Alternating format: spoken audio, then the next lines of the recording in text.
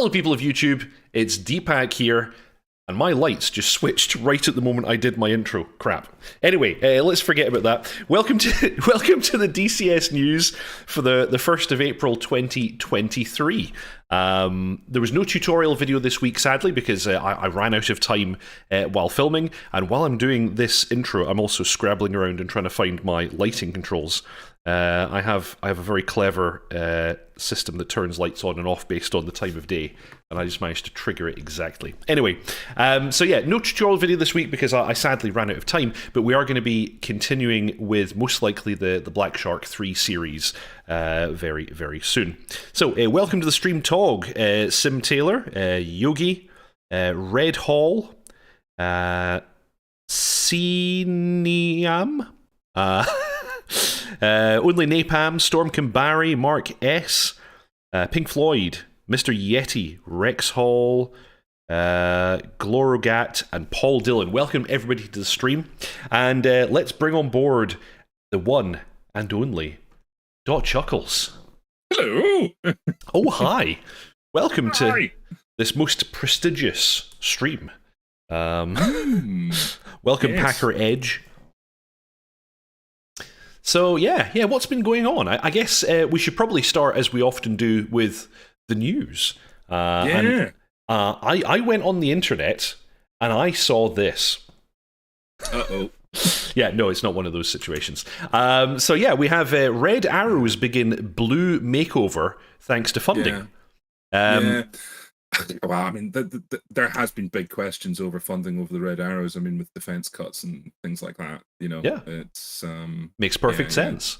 And I mean, I think, you know, we've seen this a lot, you know, with things like, you know, aspects of training and maintenance being outsourced to the private sector. Mm-hmm. I mean, corporate sponsorship in the military, I mean, like, it was kind of like we knew it was going to come. It's going to go the way of all those roundabouts in the UK, I guess. Yeah, right. I mean, so precedent is a precedent, you know. Like, after successfully attracting funding from Pepsi, the famous Red Arrows are to be painted blue. Yeah. It's quite a story from the UK defence journalists, and I mean, the thing is like this is kind of kicked in the doors a little bit, you know, where we've had a shortfall in funding for the military. You know, maybe we could expand it to other areas of the military. You know, perhaps the Navy could be sponsored by Captain Birdseye. Yes, makes perfect sense.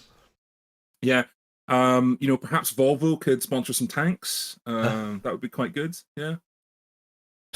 This, there's so many possibilities. This airstrike brought to you by Microsoft Xbox. You know. Yeah. Right. Who knows? Who knows? Anyway, yes. You know, your bomb. The bomb explodes, and from 30,000 feet, you just hear EA. It's in the game. Oh, that's terrible. Oh, that's so awful. Okay. Of course, take note of your calendars, chat. But we thought this was too good. This was too good to pass up. And technically, April Fool's gags finish at midday on April 1st. But you know what? It's before midday somewhere on the planet. So. yes, indeed. So, yeah, sorry everyone. Yeah, just to confirm, that is of course a April Fool's joke. The Red Arrows will continue to be red, and they're not sponsored by Pepsi. Although the question about the Red Arrows and funding is a legit one, because there have been things about it, you know. But I don't see them ever going away, because they're such a brand ambassador, not just for the Royal Air Force, but I mean for the UK as a whole. So I think it would be a tragedy if they had their funding cut. But you know, we shall see. Definitely. We shall see. Yeah, the Red Arrows are amazing. So anyway, yes, we will actually start the real news, as we often do, with the Eagle Dynamics newsletter for this week. This one came out yesterday. Dear fighter pilots, partners, and friends, the Heatblur team has started 2023 at full power and is executing on a broad, exciting, and ambitious roadmap. Key focuses for the team are primarily the completion of the F-14 Tomcat and AGS-37 Viggen, as well as launch of the legendary F-4E Phantom II. We're thrilled to share progress on the DCS F-4E Phantom II by Heatblur Simulations. Please read the details below and check out the development screenshots. We are confident that Heatblur will deliver an exceptionally rich and compelling recreation of this iconic fighter. We're keen to remind you of our free trials initiative, allowing you to test all of our modules for a limited period without having to purchase or provide payment information. At the end of the trial period, you may also benefit from exclusive deals, so keep an eye on the module manager. So yeah, Heatblur, an absolute legend among module makers, continuing to work on really, really cool stuff. They're working on a lot of stuff at once right now, because of course they continue to develop the F-14 and the Viggen. The F-4 is coming soon, and of course they are working on the Typhoon, although that's on a longer time window. So yeah. And of course we're going to get into what's coming next with the engine update in a moment. And I read the article, and oh my god, when they say that was a full-length report, they were not kidding. It's a big boy. Yeah, we probably won't go over all of that right now. No. Yogi, what are the predictions for the F4 launch in open beta? Kind of almost impossible to have one, because we've kind of thought that it was going to appear in Q1, and of course we're outside of Q1 now.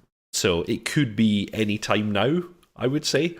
Heatblur tend to not trail stuff as early as other module makers do. You know, they're usually putting really, really good complete marketing materials out just before they actually release something. So you know for sure once they announce that they're going to be doing a live stream or they put out some big trailers, that probably means that the F4 is about to drop. At least if you know, previous performance is anything to base it on. Well, I mean, there's some very good pictures, some screenshots of the F4 that got pushed out with this newsletter, which we'll come to. So, yeah, yes, indeed. Only Napalm. The Top Gun version was the A, right? Question mark. I think that's true. Yes. I think it was the A. Yes, with the old engines, because you see them go to full burner on the catapult in Top Gun, which you didn't with the version. With the later versions with the newer engines, you were dry thrust off the catapult. Bumbles 314. Aviastorm A400M real? Question mark. I would suspect no. I saw that post on their Discord today. I believe that to be an April Fool's joke. Also, actually, we should go over the April Fools that we've seen so far today, because there have been some good ones. Razbam had an absolute corker. I won't bother posting it right now, but go and check out Razbam's Discord. It was about the Harrier, and they posted a post saying, "Oh yeah, we're just about to come out with the radar version of the Harrier, and so in preparation for that, we've modded the AIM-120B to be fireable from the Night Attack version. On you go, go and have some fun with that. That's coming in the next open beta." And they even included screenshots, and they included a text blurb that was almost entirely nonsense, including such gems as the AIM-120B over its lifetime has scored at least one kill, things like that. Like, it was just full of incredible nonsense, and I really appreciated that one. I thought it was so funny. And it was convincing enough that 3 Squadron VAF actually posted it in the Harrier channel, some of them believing it to be true, and I was like, no, calm down, lads, look at the calendar. Chill. Yeah. Do you know what? An A400M, I'd be all right with that. I would also be all right with that. We're getting the Hercules, like... Yeah, it's funny the blurb that Razbam put in. I know it might not have been interest to all of you, but I quite enjoy flying airliners in Microsoft Flight Sim, and the A320 made by Phoenix is rather good. But of course, when you load it, it has little loading messages along the bottom, and they are all like a massive piss take.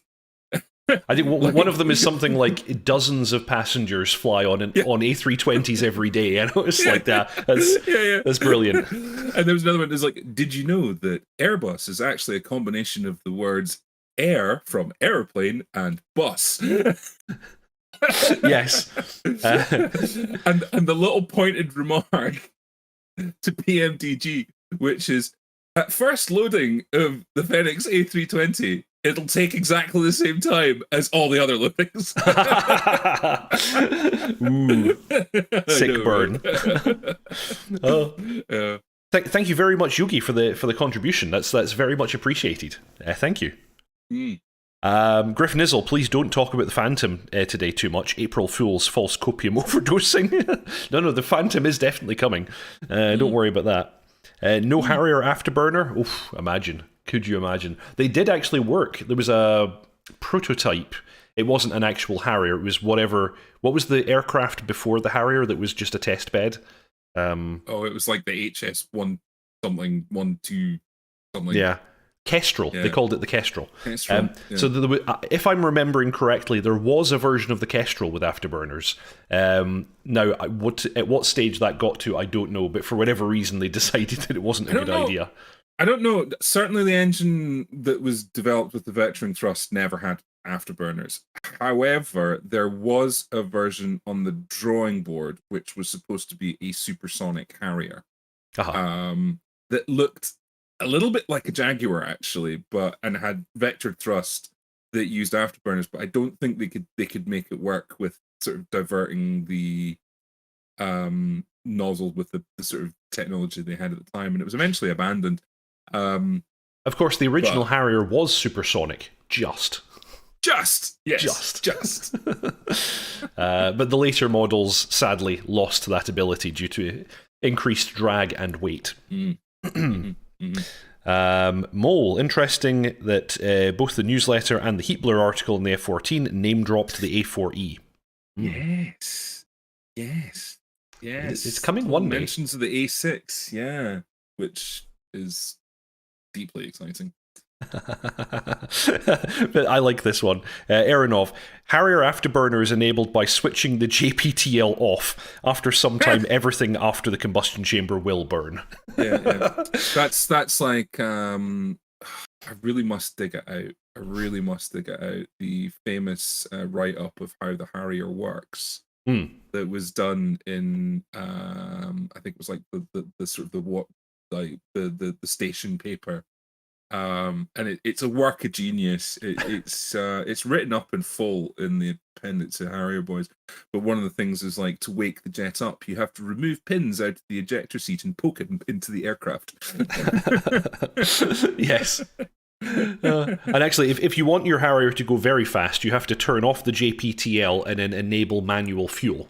At certain altitudes, you'll find at about 50% throttle, you will actually start hitting all of the limits. And if you firewall your throttle with those settings, you will definitely destroy the engine.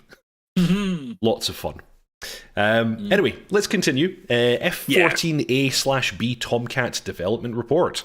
Currently, the Heatblur team is undertaking a large effort to refine and finalise the flight modelling of the F-14 Tomcat. In the previous update, the changes delivered were exclusively for the F-14A. The TF-30 powered version of the aircraft. The overall goal of this tuning pass was to even more closely match published performance data and ensure the F-14A performs as it did in reality. The Heatblur F-14A is now more accurate in maintaining energy states across the whole flight envelope, meaning more accurate performance while manoeuvring. The flight modelling refinements for the F-14A are practically complete, and the team is now focusing on the F-14B, the F-110 engine-powered variant of the Tomcat.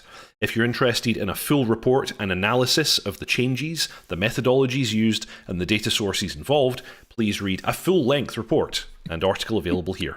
We're not going to do that right full now. Length. Yeah. Lots of graphs, lots of information.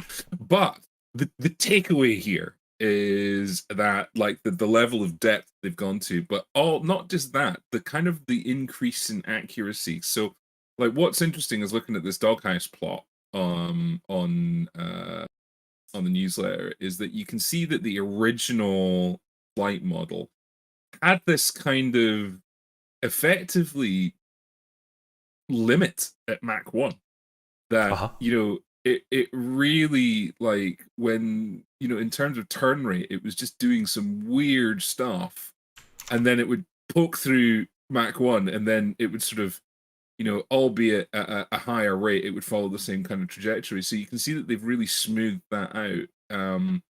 And with the data that they've received about it, you can see that their new model is really kind of getting a lot closer to it. It's not perfect. Yes, it's a lot closer. Yeah.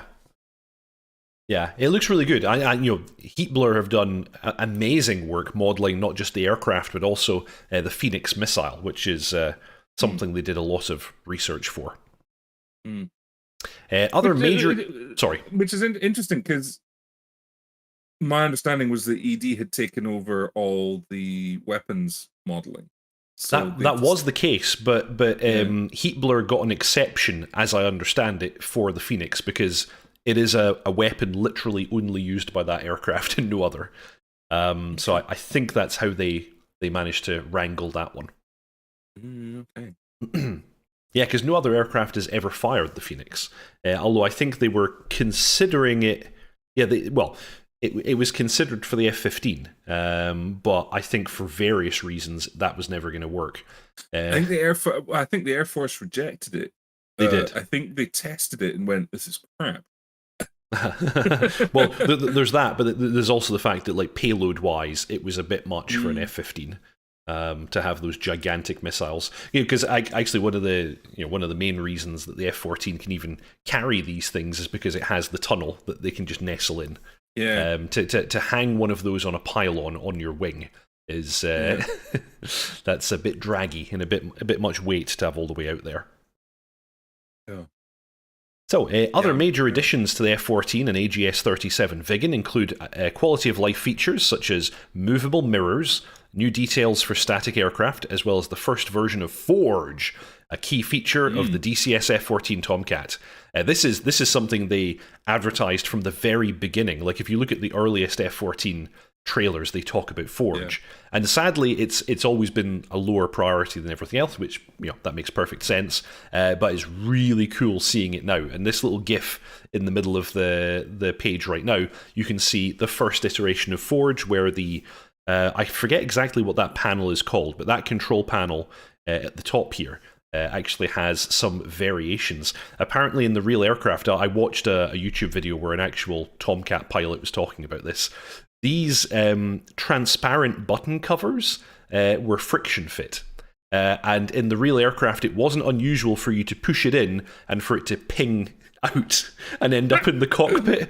He said on occasion the spring would overpower the actual friction holding the button cover in. And of course, they didn't like the idea of having FOD in the cockpit. They could, like, jam the rudder pedals or whatever. So they came up with all these different solutions for holding the buttons in place. And now your aircraft may or may not have one of these variations for that panel, which apparently all of these were fielded in real life. So the other thing as well, which it seems like they're swerving a bit on, is that I remember the original blurb around the system was that the aircraft would age and it would sort of dynamically, the textures would change dynamically and, like, it would get grubbier and all that kind of stuff. And they seem to be kind of avoiding that in this blurb because, I don't think that's in the plan anymore. My understanding is that they're simply going to create lots of variations for all the different parts of the cockpit, and that it will kind of randomly generate a combination of all these possibilities each time you spawn an aircraft. So I actually think that's more than good enough. I think that's going to give you a very, very cool kind of lived-in possibility. Literally every time you get in a Tomcat, it's going to look slightly different. Plus as well, they're talking about, being able to, create your own jet, like, have your own personal jet that you've customized to your liking, Yeah, they did mention that. I'd forgotten. You're exactly right. They mentioned this, and that sounds even more exciting. Of course, most of the time it's cool just to leave it on random, but then to actually choose all the possibilities and then save that and say, right, that's my jet. I've got the safety wire, and I've got the skid marks on my seat, and I've got whatever else. The spilled coffee cup. Exactly. I've got a plastic fork stuck under the left rudder pedal. That's my jet. It's a fucking disgrace. Just well, like if I've seen a lot of Boeing 737 cockpits in real life. They're mucky as fuck, aren't they? They're super dirty. Even some A320s. I've even seen some of the older A320s are in a terrible state. There's like half a croissant falling down into some panel. It's been there for a few years. And it's like, particularly on the A320 as well, I think it's behind the PDU. There's a blank panel. And on most of them, there was like supposed to be something there that was optional that hardly got fitted on any of them. But, like that panel is always green, and the reason is because basically it's had like a decade or more of pilots resting their palm there whilst they're typing away on the CDU and waggling their hands, so they've always worn it off. Yeah, that makes perfect sense. And in the 737, you see a similar thing in a couple of different places, like on the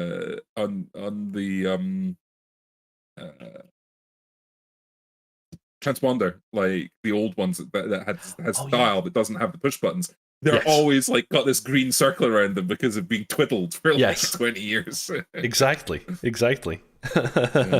Sim Taylor, coffee, right. Right. That's nasty. Anyway, continuing, I'm super excited about Forge, and it's like the least flight sim element of this whole module. Like, it doesn't matter, but it's so cool. I like it. But no, I think it is important because one of the criticisms that always got fired at DCS was that it was super sterile and super shallow. And like, I don't think that that's necessarily the case now. I think ED's done a lot to sort of make it less sterile. Like, you know, you're looking at particularly things like the Syria map or the deck crew on the supercarrier. Yeah, I know you cannot say that that's sterile anyway, but in some respects, it's a fair criticism. And stuff like this makes DCS feel like a lived-in, you know, real world. It's a real aircraft. You know, there's multiple aircraft in the squadron, and which jet am I in today? You know, and that's the kind of thing that's been missing, and that's what this brings. You know, I like, you know, hats off to Heatblur. They're just amazing. Yeah, I'll give you sort of a, you know, to my mind, one of the things that I loved, and we're going back many years, but one of the things that really captured my imagination about Tornado. And I know we bang on about that, but Tornado is amazing, though. Amazing simulator for its time. Yeah. One of the things that I loved about it was that when you went to go into mission planning, it was a photograph taken inside a real squadron building, you know, of two pilots sitting with their coffee in a Yorkie, like looking at the map. And you know, when you went to fly, it was, you know, another two, you know, it was an aircrew holding their helmet, like walking out down the corridor out to the flight line, you know, and it was things like that that made it feel like, oh, I'm part of this real, you know, real thing. And stuff like that does this, you know. It's like, yeah, this is not a simulated jet, it's a real jet. It's got dings taken out of it. Somebody's put some sticky tape over these buttons because they keep popping out, you know. And we should also call out Eagle Dynamics A10C2 and its knobbly nose, which I think is a genius bit of modelling. Yeah. Where the air-to-air refueling door is, there are just so many dings in it. Yeah. It has the imperfections, and it's great stuff. It's great stuff, and I'd love to see more of that coming across. Yeah, and variation, because of course, you know, so many of the modules do model wear and tear, but of course it's standard and static across the entire fleet. Whereas now Heatblur are showing us the way. They're showing us that your aircraft can all be different, which is pretty damn cool. Frantic Stone, thank you very much for the contribution. That's very generous of you. And he, you know, in giving us money, he's asking us a question specifically. Hey guys, liking the look of the F4. Didn't think I would. Knowing nothing I knowing okay, he wants to know how good a plane is. How capable it is. For its time, excellent. It was really good. When pilots knew how to fight it properly. And this is the F-4E, we should note. So this is a much later Phantom than many others. So it the F4 has had a long life, and I want to say it's still in service. It is, as I understand it. Yes, it is still flown. Yeah. I think Iran have them, and some other countries that I can't remember now. It's... How capable is it? It can punch above its weight, definitely. It can punch above its weight. It's a good interceptor. I think... It's also bloody fast. Yeah, I think in a peer-to-peer fight, it's definitely gonna win it. And I think it can punch above its weight into. Oh, I'm trying to think. It's not fourth. It's third gen, or is it fourth gen? Now you're asking. Let me see if I can answer that for you while you continue your thought. Might be fourth gen. Either if it's third or fourth, it could certainly take on some aircraft of a generation above it. But I think if you were to skip and go to, real kind of, if it was to come up against something that's like definitely current fifth generation, it's probably not going to do too well. Yeah, F4 Phantom was considered a late third gen. Yeah, late third gen. So it could definitely punch up into fourth gen. But I think like trying to take on fifth gen, probably not. But then again, it's like, well, what's the criteria in are we talking beyond visual range? Are we talking BFM? Because many things can level the playing field in BFM. And yeah, so it's a difficult question to answer, really. I don't feel BDR. qualified to answer, but it's definitely capable. And the thing is, of course, it is of the generation that brought us the MiG-21, especially some of the later versions of the MiG-21. It's also from the same time as the F-5. Trying to think what else would be kind of the same time. I guess very early versions of the MiG-29 could be considered. Well, yeah. MiG-29 is a little bit later. It's had such a long career though, because it was definitely matched up against the MiG-21 because the Luftwaffe used it, and in fact I think they're still using it. Or were using it until very, very recently. Sim Taylor says yes, Germany is using it. Yeah, he lists. Sorry, he lists Greece, Germany, Turkey, Japan, US, and the UK. Is he must be talking about historical users. No. I think he is right, because I think there is still a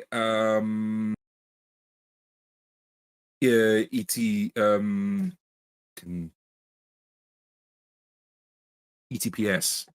Oh, right. Yeah, the school, the pilot school. Yes, because they actually have a Gripen. Yeah, and I want to say that somebody like Leonardo or one of the defense manufacturers has one as well for testing radar kits and things like that. So yeah, but it's had such a long career and it's been so modernized. And with the E, we're seeing one that's kind of mid-life, I think. So it is going to be pretty capable. I mean, initially the F4 did not do well. Like it suffered some fairly serious losses, air-to-air losses. But then, Top Gun happened, and pilots learned how to fight it properly. Yeah, and they gave it a gun. And then when that happened, it dominated. Yeah. So I think it's going to be a really capable aircraft. It's going to be an interesting matchup. In general DCS, like I don't know how good it will be on general DCS servers, but Cold War servers, like I think you're gonna have a good time with it. Like a really for sure, time. Yeah. In its time period, it's going to be dominating for sure. It's going to be very, very cool. So, yeah, I got too excited at the word Forge. Let me continue the rest of that bit of the newsletter. Yeah, first version of Forge, a key feature of the DCS F-14 Tomcat, enabling a more dynamic cockpit experience. Forge will add realistic dynamic elements to your cockpit, such as variations in equipment, field modifications, or equipment commonly found in the aircraft. Later, this system will be fully customizable, so you will be able to customize your cockpit based on your preferences and put together your very own jet. Very exciting. Next, Nice. the F-4E Phantom. We've already been talking about it quite a bit. Let's see what they have to say about this. The F-4E Phantom 2 is a third... Oh, there we go. All of the answers to our questions were right here. Yeah. The F-4E Phantom 2 is a third-generation multi-role fighter aircraft and formed the backbone of many air forces worldwide. Heatblur Simulation's recreation of the Phantom aims to be as realistic as possible and marries together a decade of development experience with a new, powerful, next-generation simulation framework created for all future Heatblur Simulations products. They've talked about this, actually. They've talked about the fact that they're creating a whole new framework for making modules from the ground up. This is like version 2 of Heatblur aircraft. And they're kind of backporting stuff to the Viggen and the F-14 as they go. But this is going to be quite impressive. And I think they also said the Typhoon is going to be entirely based on this version 2 framework. So, really cool. DCS F-4E is now approaching completion. And oh my. And an unveiling in preparation for early access release. Full completion of the following systems has occurred or is imminent. Professional flight model, APQ-120 radar and associated systems based on next-generation physically based radar model. Weapon systems, flight control, trim feel, and autopilot systems, accurately simulating pilot strength, stick feel dynamics. That's really cool. APR-46 RHAW radar warning receiver, a physically based analog receiver with analog sound synthesis. Mass dynamic systems, providing far more accurate and realistic simulation of all movable and physical components of an aircraft. Persistence and wear systems, here we go, they're talking about this again, so maybe that isn't dropped from Forge.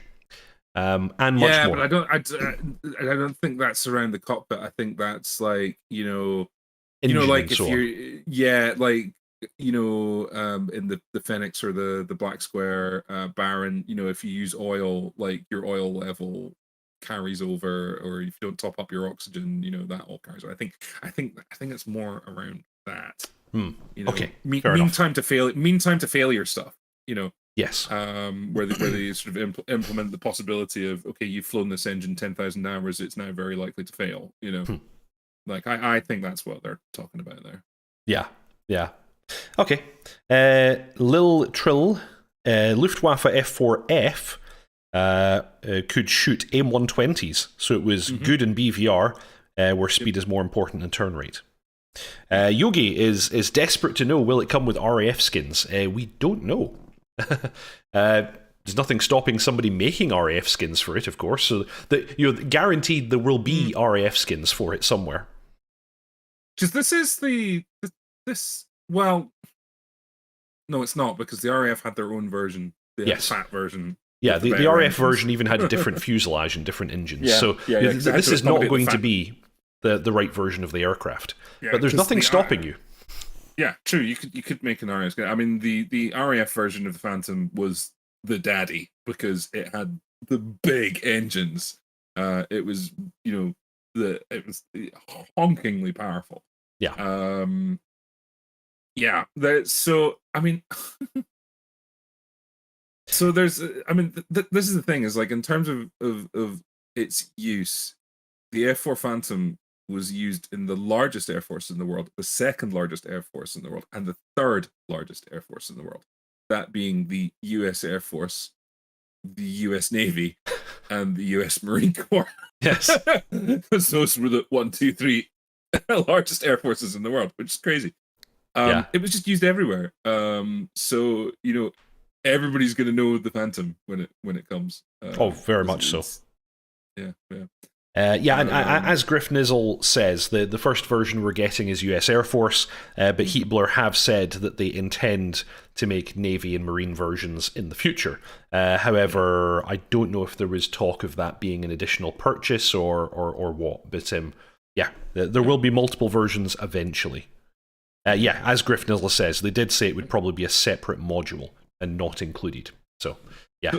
So what I like, or I don't know if they intended to, but you can tell they modeled this really closely off a museum bird. And for why? If you scroll back up and you look at the underside. Oh yes. Right, that jet. Right. So you see the puckering on the panels. Let's get a good. Where do I want to be? Nope, not here. Oh, actually, these are different shots now. Yeah. That's annoying when you click on when you click on an image and it doesn't take you to that image. Yeah. But it's like it's in there. If you go, it's the it is in here. Yeah, middle row. Go to the top. Oh, middle row. That one, I think. No, that's different again. They haven't even put that image in. That is bloody annoying. I know. So anyway, if you go to the newsletter, you will see that on that it really shows it off, the puckering on those panels. You only get that on really, really old jets that have been stressed. Like if you look at B-52s, you see it as well. You see like it almost looks like the B-52s made out of all these little pillows, and it's to do with, as I understand it, is that as the aircraft flexes and stresses through flight, it effectively stretches and thins the panels, but where the panel stops are, where the framing is, it doesn't. So what you end up with is you end up with this pillow effect, like these sort of little kind of blobs all over the aircraft. I've seen that so much, as you say, in museums, and I'd never realised the reasoning for that. So that's very interesting. Yeah. You look at a brand new jet, you don't see that. You know, you look at a new aircraft, you don't see it. But after the aircraft has been flown and stressed and all that kind of stuff, that sort of puckering, panel puckering happens. And you can really see it on that model. So you can tell that has been modeled after a definitely a museum bird. And in fact, they showed us a video that's had a long life. Yeah, they showed us a video not that long ago of exactly this process. I think we watched it together on the stream, where they in fact said, yes, we've gone to a museum. There is one particular aircraft that we're using to model. So, exactly as you say, they've chosen an aircraft and they're modeling that. Yeah, but then it's sort of like kind of a thing of like, well, I mean, it would exist on a new jet, but it wouldn't be as pronounced as that. It's definitely that you see that on a high hours jet basically. But it's cool. It's a cool detail. It's a cool detail. Oh, these are amazing images. Yeah. Currently, the Heatblur team is focused on completing some of the last remaining major items of the Phantom 2, including some of the more unique and complex features found in other Heatblur modules, such as Jester AI. Jester AI is Heatblur's proprietary AI technology to provide an immersive and unique experience for multi-crew aircraft. Currently available in the DCS F-14, DCS F-4E will debut Jester V2, a ground-up rewrite of Jester AI, providing a better foundation for future extensibility, improvements, and a more immersive experience. Jester V2 will also serve as the foundation for future Heatblur aircraft, such as the DCS A6E. E6E, you say? Yes. We knew this was coming, of course, but it will initially come as an AI-only module, and later they do intend to have a flyable A6, which is very exciting. Yeah. Seconds. Pressing buttons. Things are happening. Sorry. That's fine. I was just checking something. I love the texturing on this. It's so good. Yeah. Like, and that's the thing. The Phantom was such a dirty jet. Like, it leaked everywhere, and oil and hydraulic fluid and fuel got everywhere on these aircraft, and they were just filthy, and they've really captured that. It looks really good. Mangash says Jester GPT. Very good. I like if it's going into the A6, like Like, that would be brilliant, but they have to get Willem Dafoe to do the voice of Jester in the A6. Yes, like, please. Yes, being please. a little bit crazy, you know, Yeah. reminding us that we can't go downtown, you know? Exactly as you said that, Griff Nizzle typed it. Griff Nizzle says, if I can't go downtown with William Dafoe singing in my ear, module will be invalid. Amazing. Right! Right! Yeah, it's so good. I haven't seen that film in such a long time. I need to watch that again. I know. So stay tuned for a full unveiling of DCS F-4E Phantom 2 as Heatblur Simulations reaches the end of the development process and dive deep into the aircraft, its systems, and this release. I wonder if Jester will have a different voice. Is it going to be a different actor? Will it be the same actor? I wonder. I forget, it was a YouTuber that did it. Yes, yeah, he has a YouTube channel and has a bunch of really good content. Yeah, I forget his name now. Yeah, me too. I also don't know his background. I don't know if he is an actual pilot or a content creator. Yeah, I think he was. Okay. Yeah. He has a good voice. He has a proper radio voice, that guy. Yeah, he's good. He's good. I mean, it's just, the F4, super exciting. It might be, I think what might be quite good is we might see a little resurgence of the MiG-21. Of course, yes. And like the MiG-21's been getting a little bit of love recently, and I wonder if it's because they know. Oh, they know. Like, yeah, they know. They've been keeping the MiG-21 up to date because I forget when it was, but one of the updates to DCS kind of broke some of their texturing and some of like the glass materials and things like that in the cockpit, and they fixed it all and they made it look all pretty again. So they've definitely been keeping it up to date, and this may well be the reason. Yeah. I think this because I mean it's the ding ding round one prize matchup. F4 versus MiG-21. Come on. Yes, indeed. So, and then lastly in the newsletter, we have free trials promotion. The free trials program allows you to gain access to our most popular modules for 14 days at a time, every 6 months. Select the trial button beside your chosen module from our eShop, and then download it via the module manager. Please note, at the end of a free trial, you may take advantage of a huge discount that can help with updating your hangar. Well, we should just do that every time then. Also, new users can benefit from a 50% discount after signing up on their first order. I didn't know that. That's really good. To select a trial license, follow the link and click on the try button opposite the module you like. Please read the FAQ for details. Thanks again. Thank you again for your passion and support. That's a really good thing to shout out. I didn't realize it was this generous. I'm now going to start using that. Yogi, any predictions for the price of the F-4E? Will Heatblur do a pre-order special offer? Expensive. That's what it's going to be. Yeah, I would suspect we're going to be in, the $60, $70 region. We're looking at I reckon it's going to be about the same, or if not exactly the same as what the F-14 was. Yeah, I would think so. But they will also almost certainly have a pre-order, because the F-14, as I recall, had a pre-order. So, you may well get a discount for ordering early. It was quite a big discount, it seems to reflect as well, wasn't it? Like 20% or something. That's the usual. It's normally something like that. Yeah, it was fairly decent. Wouldn't be surprised. Fairly decent. So back on these screenshots, let's see, is there anything good that we've missed here? That's a very nice picture, and that's a very dirty plane. This is shots from the video that they posted where they mentioned the fact they're climbing all over a museum piece to get some of the textures and pictures and stuff. Another very nice shot. They like to show us the underside. The underside is where it's all happening. I imagine they must have LiDAR scanned this, which is probably why it's picked up all that sort of fucked panel detail. That's the technical term, ladies and gentlemen. Yeah. Bent bird. This has been landed hard a good few times. Yes, definitely. You got the mechanic drying his teeth, looking at it. Oof, that's a nice picture. That's good. Phantom Farewell. Yeah. Oh wow! Look at the pilot. Yeah, somebody just called it out in chat. Like, who does that look like? I don't know. How well do you know your fighter pilot history? I don't. Looks like Robin Olds. Robin Olds. Yeah. Let's see. Oh, crikey. Well, clearly. Quite clearly. Yeah. Yes. Yes, you're right. Yes, it's him.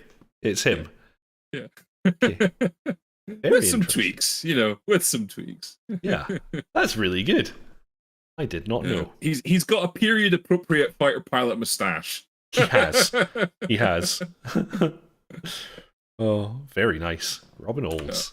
Yeah. Okay, that's very cool. Yeah. Quite a few pictures here. And then we're back to the PC-9. So, very nice. Moving on. The other thing that dropped this week was the latest video from Razbam. This is... Oh, you just full screened that window, didn't you? I did, didn't I? I wasn't supposed to do that. Yeah, right, how am I going to do this? I'm going to do this. There we go. Okay, yeah, we're still experiencing technical difficulties with the video feed for Chuck. I'm going to need to continue working on that. I can't full screen things. Yeah. So yes, this is the part 2, and in this one, Notso demonstrates the ground moving target mode of the air-to-ground radar in the F-15, and this is quite a bit of fun. And he also picks out the fact that, of course, when you're dealing with civilian traffic, this can become quite difficult to make use of, because you end up with little crosses all over the place. And I think, as far as I can tell by watching this video, they have also modelled the fact that it can be tricked, which I think is quite nice.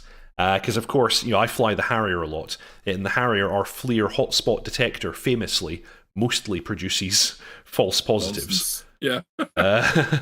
And they seem to have modelled at least a degree of false positives here. And I'm guessing it must be based on Doppler returns. So I guess like at certain angles and so on, you're more likely to pick up false returns, which is kind of cool. And potentially on the right-hand side there, something that's going to be of relevance to F-16 drivers. Yes, we're going to touch on that in just a moment. But yes, you're absolutely right. Yeah. Absolutely right. I was very surprised to hear about that. But yeah, we'll go into some more detail in a moment. Causing some consternation. Well, yeah. To be fair, the current situation is kind of wrong. So they need to do something. Yeah. But anyway, yes. So yeah, this is quite a lengthy video. I'm going to skip it forwards a bit so you can get to the point where you're just seeing the returns. There we go. He basically goes through a mission where he's supposed to find a convoy with a Scud launcher, and he first does it just with no civilian traffic, so you're literally only seeing targets, and goes through and checks a couple of different convoys with the targeting pod, and eventually figures out which one is his convoy. So of course, for this kind of mission type, it's super, super useful to have this kind of functionality. I've played around with this quite a bit in the F-18, check my video on the subject, and also in the JF-17, and GMT is just like, if you're trying to hunt down a convoy, GMT is basically cheating. Yeah. I mean, but the difficulty does come is that when you're trying to filter out civilian traffic, you're going to have to do some detective work. It's kind of like, well, there's a road there. There's a whole bunch of moving traffic on that road. Which one of them is the convoy? Yeah, exactly. This is like I think that GMT system was probably ideal for a Cold War scenario where all the population's been evacuated, and Russians are charging through the Fulda Gap, and there's a bunch of moving stuff in the middle of a fucking field. Right, that's what we're hitting. Yeah, exactly. But in the kind of environments that DCS sort of operates in, where it's like, we've got a whole bunch of civilian traffic on the road, and even in the real world, I imagine it's probably, you're still going to have to rely on a fair amount of intelligence and sensor fusion to be able to find your target. It is not the God's eye that I think it might have been when the system was first conceived of. Yeah, back. Oh, see, here you go. Actually, that's it. That's what I was looking for. Look at that. There you go. So you're getting all kinds of false positives there, and I think actually some of those are actually terrain. So like if you set your radar up wrong, then it's because you see he actually has his antenna angled quite low here, and I'm wondering if that's part of the problem. But he does demonstrate in numerous ways in which it can become useless, basically. But really, really cool. And the thing is, Razbam are simulating this. This radar simulation is something they've created themselves. This is not the Eagle Dynamics SDK radar stuff, or at least not entirely the SDK stuff. So they've created something very impressive here. Yeah. I mean, it's a task. Like we talked about this last week, like just how complex a radar system is, and if they're simulating the whole chain, that's like hats off. Hats Absolutely, off. It's an impressive feat. Welcome to the stream, Byron Farrow. Evening. Hello. So yeah, anyway, go and check out this. It's on Razbam's official channel, and it's just titled APG-70 Air-to-Ground Radar Part 2, Ground Moving Target. Onwards to the thing we kind of hinted about just a moment ago. If we go, there's this forum post on the Eagle Dynamics forums, and somebody, a very eagle-eyed forum user, noticed the roadmap has been updated to list current Lightning/Lantern mashup targeting pod to true Lantern targeting pod. What does this mean? Does it mean we'll get both the Lantern and the Lightning with differing symbology, or will the Lightning be removed and replaced with the Lantern? So basically, further on, 9line does some clarification on this. At first he says too early, and then later on, what is it he says exactly? It's a bit further down. The model will change, and some items from functionality such as LSS and TV will be removed, but other things will be added, which I cannot go into until closer to completion, and Wags makes a video on it. So basically, the problem apparently is that the current targeting pod in the Viper, in the F-16, is a mashup between some stuff from the Lightning and some stuff from the Lantern. And of course, in reality, for this time period, it would have been a Lantern. It wouldn't have been a Lightning pod. So they've kind of created this fictional targeting pod that the F-16 currently carries, and their intention is to actually make it a real Lantern pod. This, of course, means there'll be no CCD, because the Lantern never had CCD, it only had FLIR. And it also means there'll be no laser spot search, because it also never had that feature. So, yep, that's what's to come. F-16 and casserole hobbled. Yes. It's not going to be as bad as the Tomcat, of course, because the Tomcat, its targeting pod functionality is hobbled both by the pod and also the fact that the fishbowl doesn't have a very good resolution. So it'll be better than what you have in the Tomcat, but capability-wise, it'll be very, very similar. Yeah, I think there's a few people who are not happy. Yeah. It's like, well, that's what it had. That's what it had. There's a couple of things I would say about this, though. One thing is the displays in the F-16 are tiny, so targeting pod functionality in the F-16 was never great anyway, because you had these teeny tiny little screens. And then the other thing is, of course, modern F-16s carry Sniper XR anyway, and we're getting that. So, at first, you're going to have a bit of a downgrade, but later you're going to get something even better. So just hang on for a while. And let's not forget how powerful that helmet-mounted queuing system is in the F-16. Yeah, exactly. What you can do with that. So, it's a bit of pain right now, but, then you get your midlife upgrade and you get Sniper, and all glory. Exactly. And to read out another message from 9line here on the subject, this is only about the Viper. It's not going to affect any other aircraft that currently have the Lightning. The reasoning was the information we have and the references we used, some of which ended up being about the Lantern when they thought they were about the Lightning. That's me adding some context. The reason why we won't keep the Lightning is now that our data was for the Lantern, and we do not have enough info to say the Lightning is modelled correctly. This will not affect other modules, as those would have the needed information for those aircraft/systems. The Sniper is still planned as well, most importantly. So you're getting Sniper. Yeah.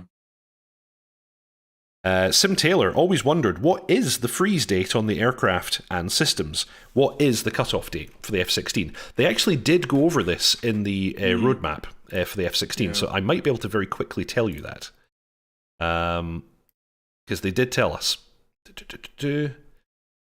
See, my opinion is that it should be the latest version of that block.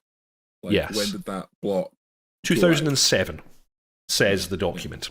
So it's also important to remember that all features of our Viper are in regard to a United States F-15CM Block 50, roughly M4.2 plus, operated in the 2007 timeframe. That's our cutoff. Yeah.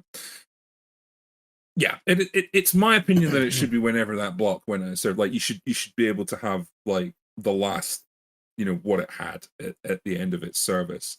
Yeah. But I understand that you might only be able to get access to certain parts. And I know that the ED want to model as realistically as possible. So they're going to model something that they can get access to. Like, I want to say that the reason why they made some choices around the A10, the original A10, not the original A10, because that was the A10A in Flaming Cliffs. In Flaming Cliffs, yeah. But the first kind of DCS A10, yeah, was because that was the software suite that they had access to. Yes, it's because that's what the Air National Guard was using, and they'd been contracted by the Air National Guard to make a desktop trainer. Yeah. So yes, that's what they had availability of. Yeah, because it's I mean, that model of A10 that was in service with the US Air Force was kind of obviously, that it had been improved. It had software updates. It had avionics updates. It had a whole new radio. A whole bunch of other stuff, like the Pave Penny pod had mostly been cut off by that time. Yeah. But what we got was an Air National Guard, A10. Correct. And I think that's probably what goes into it. Is like, well, what can we get access to? What's the most complete version of all the systems and all the stuff and all the bits and pieces that we can get access to? And that is where they're going to set their cutoff. But in an ideal world, I would have said that, it's that what was the latest example of that block, but clearly can't get access to all the information. Yeah, because if we're thinking about Block 50, Block 50 is still the latest F-16 that the US operates. Block 52s and Block 52 Plus are only operated by foreign customers. So this aircraft block actually is the most recent, but of course it has received further updates since 2007 that we will not have access to in the sim. Yeah. I guess... Sorry, go ahead. Then again, we did see an update with the A10, and we got the later version of it because they'd clearly been able to gain access to... And wanted more money. To more material. I wanted more money. Yeah. Which is fine. Like, if I'm getting something, I don't mind paying. But yeah, I guess also, while we're here on the F-16 roadmap, let's quickly call out what's still on there. So, I'm not going to call out all the stuff that's been delivered, but here we have stuff in blue, which is being finalized now. We've got radar velocity search mode, data transfer cartridge, yes please. TDOA for HTS. I don't know what that means. I know what the HTS pod is, but I don't... Time delay over blah, blah, blah. I'm just making up words now. We'll find out. Updating VIP and VRP logic. And in the stuff that is to come and isn't even being worked on yet is further Link 16 and IDM functions. Lantern targeting pod adjustments. There you go. Cockpit view pilot model. RWR handoff PRF tones. That's going to be very cool. Sniper XR targeting pod after the end of early access, and the ALE 50 towed decoy after early access. That's also going to be quite cool, I think. Yeah. Total tangent. We were talking about the RWR there with the F-16. Yes. One of the things that I'm looking forward to with the Tornado, when that comes eventually in some time, is the RWR. The raw radar, if they model it, I'm pretty sure that what you hear in terms of the tones in the RWR is the raw radar. Yes, that's exactly what they're talking about here. The PRF tones. That's the analog sound the radar makes. Yeah. Okay. That's going to be nice. That's gonna be nice. Yeah. Because you should be able to just listen to it and go, that's that. That's that. That's an SA9. That's an SA6. You know, just by the sound that it makes. Yes. Because they all had different. Yeah. Actually, Cool. on a related note, the Viggen already has this feature. You can put its RWR into a mode where you literally hear the PRF tones. So Heatblur have already somehow done this. It's very cool. Griff Nizzle actually starting a really interesting discussion. Yeah, it's kind of scorpions. Yes. Yeah, ED is schizo when it comes to realism argument. Off for this. Yeah. Oh yeah. Super sim for Block 50 2007 Viper, but allows J8 paper plane. Well, what's the Oh yes, that's right, the J8, of course. The next Decca Ironworks aircraft. They're actually modelling an aircraft that never existed. Not wrong. That's a fair point. No stingers on the Pooch because my realism, but Iglas on the BS3 because why not? You could definitely make the argument that the Black Shark 3 that we have never has and never will exist. No. There are no examples of an airframe that has that configuration. I mean, the whole Black Shark, to be fair, kind of not a real thing. Barely even exists. There are hardly any flying. There are hardly any flying examples of the K-50 at all, and none of them exist in the configuration you get in Black Shark 3. So it's a fair point. Yeah, it's not wrong. It is like they do seem to argue with themselves over it. Like, and I would say that generally, they try to be as consistent as possible within their own modules because, like, a lot of this is third-party modules that you're talking about. And you can make the case, Black Shark 3 is an anomaly because it was their first. I was going to say that. Well, the Black Shark kind of ruins that because that was one of theirs. Yeah, you're not wrong. You're not wrong. And what I found a bit aggravating was the constant banging of this is the most realistic ever. Everything is correct because we have secret documents and this is totally the way it is. And the example of that was the seating position in the A10. Seating position in the A10, where they went, yes, everything is correct. It's completely correct. It doesn't. And then when VR happened, everybody was like, why is my face smushed into the panel? Oh, because, well, we adapted the viewing position so that you could see it on a 2D monitor because it predates VR. Yeah, exactly. Oh, right. Okay, so not realistic then. Dome, welcome to the stream. Wonder if you remember myself from back in the day in your old networking days. Based on that name and a 5x5 pixel icon, sorry, I don't know who you are, but shout out to you and welcome to the stream nonetheless. Pink Floyd, hey, be nice to my BS3. I'm a big fan of the BS3. The BS3 is beautifully modelled. It's just a model of an aircraft that has never existed. It's weird. It's so weird.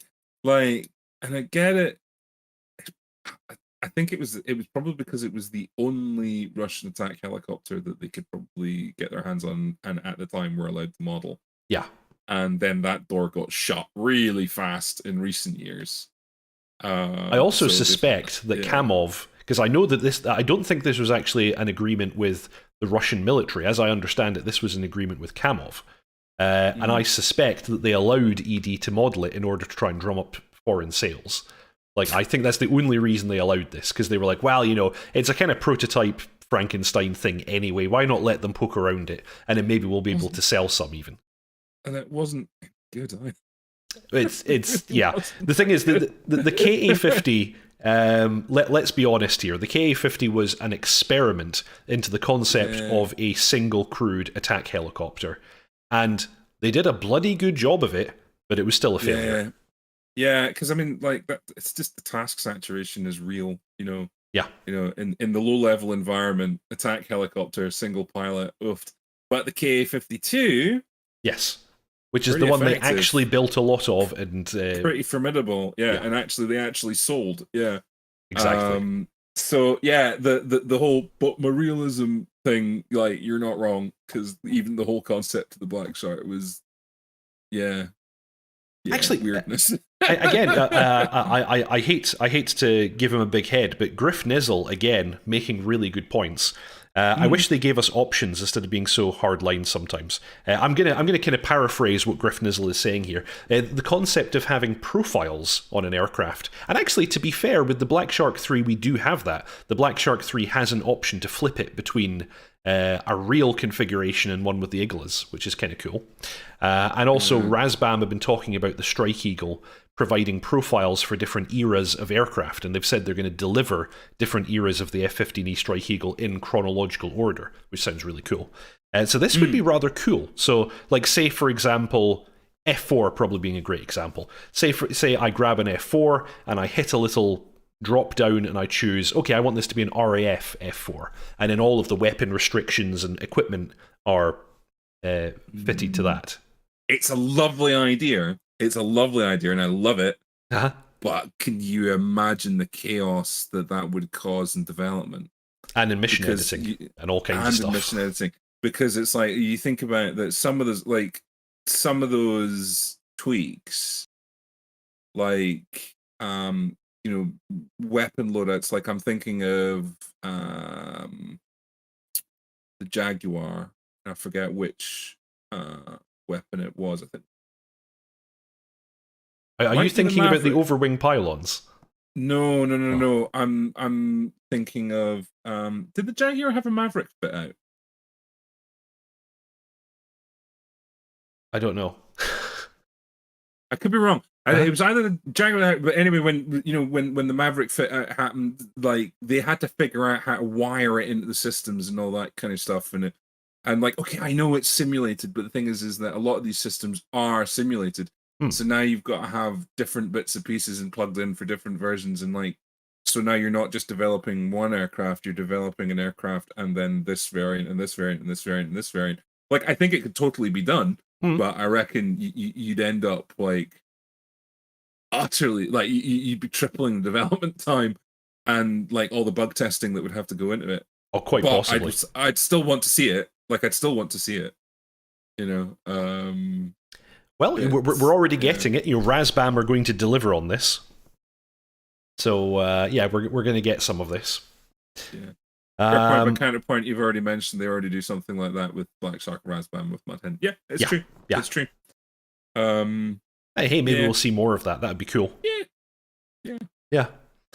Very nice.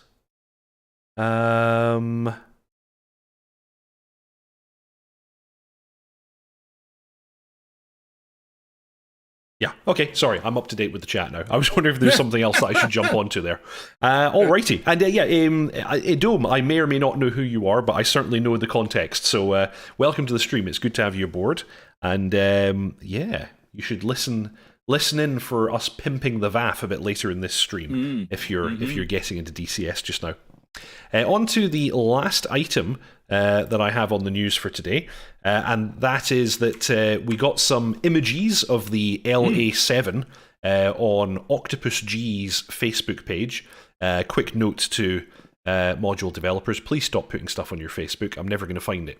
But anyway, I found it in this instance, and we've got some quite nice in-game images. Well, we've got this guy gurning for some reason, and we've got some nice in-game images of the LA7 in action, looking very cool.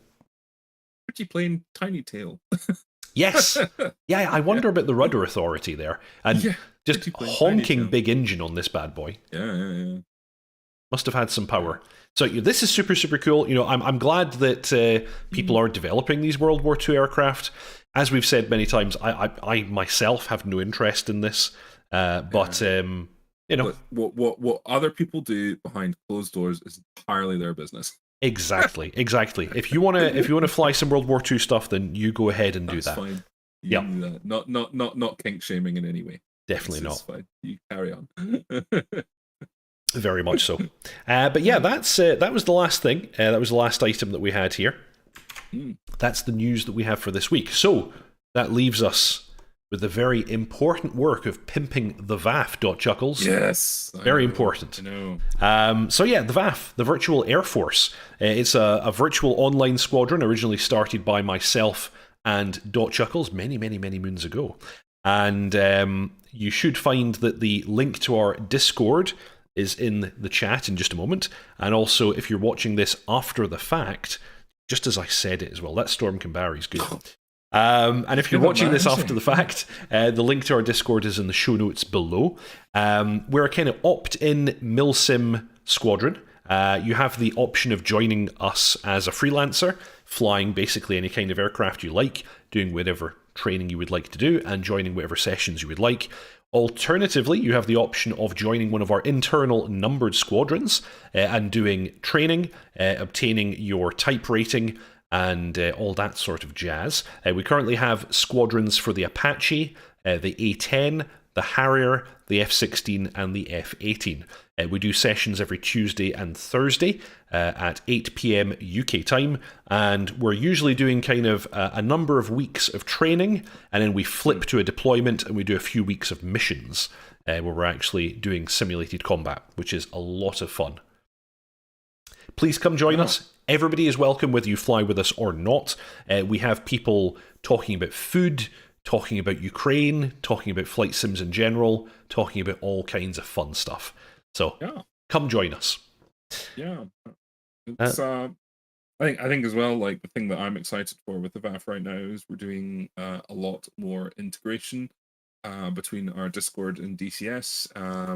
Our boy Frantic has been building the VAF platform, which basically is kind of keeps track of kind of basically all your achievements and things that you do, and keeps it all in a nice place that you can keep a keep a look at your record, and we're sort of pushing towards that and getting that integrated with our Discord as well. Yes, it's all exciting stuff. Yeah, the VAF platform is growing in its capabilities and complexity. It's looking very good.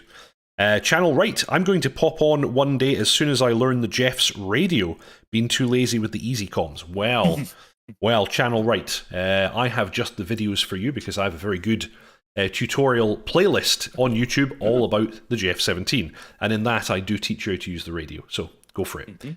I really like the JF-17. Sadly, we don't have a JF-17 squadron, but of course you could fly it as a freelancer. When it comes to additional squadrons and aircraft types, if we get people who are capable of running a squadron for that type and we have enough interest in the form of pilots, then we can look at accommodating that. In the past, we've had an F-14 squadron, sadly no longer. Have we had other types that we had to cancel? I think the F-14 was the only major one that had to go away. I think the F-14 is the only one that didn't sort of really take off. Pardon the pun. Yeah, and I think there's lots of reasons for it, but yeah, it's I think again with the F-14, everybody loves the idea of flying the F-14, but the reality is different. The reality is flying racetrack and launching missiles at things you'll never see.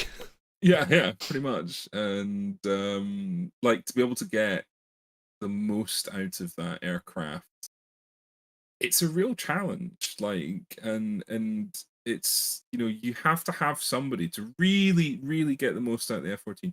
You have to have somebody that is willing to sit in the back seat with his head in a monitor. Yes, because that is the only way. Not the only way, but that is really the way that aircraft becomes effective. Oh yeah, and for sure. Trying to find people that want to do that. They do exist. I am one of them. Me too. And I'm not saying I'm not saying that they don't exist, but I think we are in we are the smaller category, and trying to match up pilots with a person like that, you'd either end up with lots of people who want to fly and not enough backseaters, and or people who were like, oh, I don't want a backseat at all, and yeah, so it got difficult, and eventually sort of the numbers dropped off, and we decided to sort of hibernate the squadron. But, yes, yeah, we're open to doing it again in the future, and actually, I've always been open to having a JF-17 squadron. I'm currently the squadron leader for the Harrier squadron, and Harrier is where I spend almost all my time. And stay tuned; there are going to be some more exciting Harrier videos coming in the near future. But yeah, JF-17 is brilliant. Pink Floyd, let me know when you have a Yak-52 squadron. We kind of did a very long time ago. Yeah, kind of. Yeah. All our standard training missions included Yak-52s in, if I remember correctly, Air Cadet colors or something like that. No, it was the RAF jam sandwich. You know, that had the red and white. It was the sort of the old kind of like a chipmunk. They look like chipmunks. late '80s, early '90s UAS RAF training colors. Yeah, they were a thing of beauty. Cool. Yeah, it looked really good. Looked like a chipmunk. It was fabulous. Yeah. I mean, the thing is like, look we've got some big modules coming. Big modules. We've got Typhoon. Sorry, well, yes, Typhoon. We've got Typhoon. We've got the F4 coming. We've got the Mud Hen. I'm pretty sure that there are going to be people putting their hands up and going, "I'd quite like to run an F-15 squadron, thanks very much." Well, it's already happened. We already have the squadron leader and the 2IC for that. So that will happen. Yeah. And same with the F4 and Typhoon. I'm sure that, the F4 might be a harder sell. I think Typhoon's going to be there's going to be a bun fight over who runs that. Guaranteed. I already know multiple people who will insist on being the squadron leader. So there's going to have to be a fight to the death in order to decide that one. Yeah, bare-chested, steel-caged lumberjack match. Yes, winner gets the Typhoon. Yes, I kind of envisage something like in Hot Shots, where they're putting all the candies on their gloves and fighting. What's the controller support like? Asks Dome. I'll be using an FR Sky Horus X10 for my drone racing days. I don't know what that is. I know what that is. Okay. You're gonna have a hard time. It should work because that should be able to connect via USB using DirectX control, I think. And if it shows up as a DirectX controller, then it will work. Then it will work. Yeah. I would suggest you will not have a good time in DCS with it. Because the throw distance, it's not a... you can use controllers, and you could use an Xbox controller, but you wouldn't have the fidelity that you might need. But if you come along and join the Discord, we can definitely have a chat about hands-on throttle and stick systems that might be better suited to flying. Definitely talk about that. Pink Floyd, I'm a lumberjack. Do I win? Are you okay as well? Yes. Do you work all night and sleep all day? Pink Floyd's definitely okay. Yeah. Nice. Yeah, Byron Farrer, zero interest in being a squadron leader, just want to fly. Yeah, of course, and that's most of us. That's most of us. Totally. If we could get someone, if we had a squadron leader and someone who wanted to be a 2IC to run the JF-17 squadron, I know we already have a number of JF pilots, so it's just missing that element of structure. I myself would fly JF-17, not all the time because I like my Harrier and I would be running my Harrier squadron, but I would definitely join the Jeff chaps every so often if we had a Jeff squadron. That's for sure. Yeah, I mean, there's a lot of aircraft that would be nice to have a squadron for, but Christian Eagle. VAF display team. I mean, yeah. I mean, why not? But it's I would love to see a Korean War squadron, get some sabers and MiG-15s on the go. That's kind of cool. Yeah, but wouldn't happen. I think a lot of these things is that there's a lot of people who have great interest and love the idea of it, and then when you actually get into the nitty-gritty and okay, you now need to learn how to fly a saber to the edge, and the level of time that you'd have to put into doing that, and it's you'd be like, I miss my radar. Yeah, I want a Fox 3. Exactly. Yeah. Yeah, makes perfect sense. Dealing with A model sidewinders that go, ooh, sun, let's go that way. Yeah, pretty much. And do not lock and won't even come off the rail if you're pulling more than about 2G. Yeah, exactly. They're just they're a load of nonsense. Corsairs when it comes. See one of these perverted World War II people. I mean, we're not kink shaming. That's no, it's fine. That's what tickles your pickle. Yeah, you're you do you. Cool. That said, I mean, imagine I'm like trying to land a Corsair on the deck. Holy crap! Yeah. Hard mode. Try landing a Harrier in the vertical on a ship. Welcome to my world. It's good fun. And you get that 15 seconds of water left warning. And fuel. And fuel. Yeah, exactly. Everything's on 15 seconds. Yep. Cool. Alrighty. Well, I think that's everything that we've got for this week. Thank you very much, chat, for joining us. As always, you're just as much a part of the stream as we are. You all make it so much more enjoyable to have this level of interaction.